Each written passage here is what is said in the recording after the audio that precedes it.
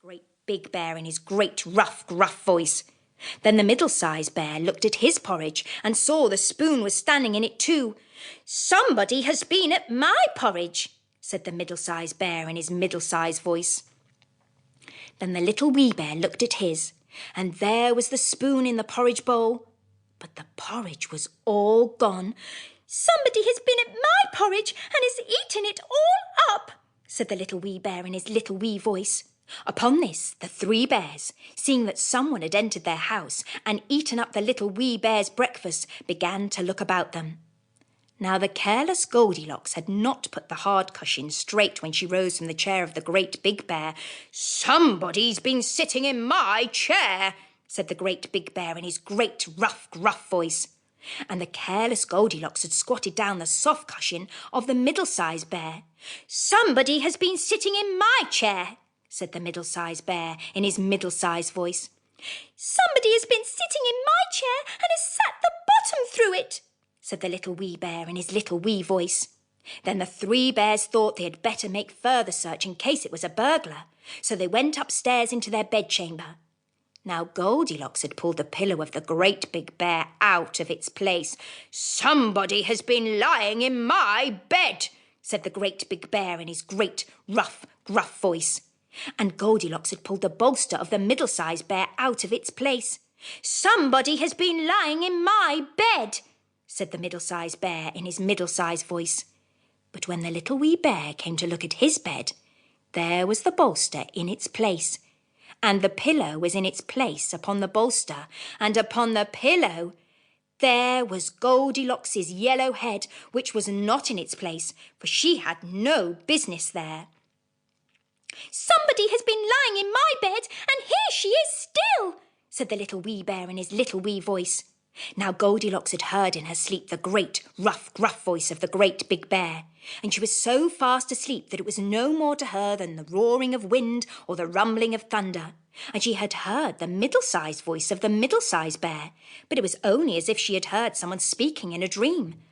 But when she heard the little voice of the little wee bear, it was so sharp and so shrill that it awakened her at once. Up she started, and when she saw the three bears on one side of the bed, she tumbled herself out at the other and ran to the window. Now the window was open, because the bears, like good tidy bears as they were, always opened their bedchamber window when they got up in the morning. So naughty, frightened little Goldilocks jumped, and whether she broke her neck in the fall or ran into the wood and was lost there, or found her way out of the wood and got whipped for being a bad girl and playing truant, no one can say. But the three bears never saw anything more of her. The Tale of Benjamin Bunny, for the children of Sorry from old Mr. Bunny. One morning, a little rabbit sat on a bank. He pricked his ears and listened to the trit-trot of a pony. A gig was coming along the road. It was driven by Mr. McGregor, and beside him sat Mrs. McGregor in her best bonnet. As soon as they had passed, little Benjamin Bunny slid down into the road and set off with a hop, skip and a jump to call upon his relations who lived in the wood at the back of Mr. McGregor's garden. That wood was full of rabbit holes, and in the neatest, sandiest hole of all, cousins, Flopsy, Mopsy, Cottontail and Peter. Old Mrs. Rabbit was a widow. She earned her living by knitting rabbit wool mittens and muffetees. I once bought a pair at a bazaar.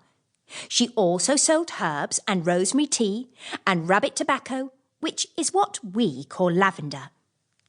Little Benjamin did not very much want to see his aunt.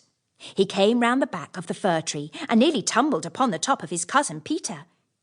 Peter was sitting by himself. He looked poorly and was dressed in a red cotton pocket handkerchief. "Peter," said little Benjamin in a whisper, "who has got your clothes?"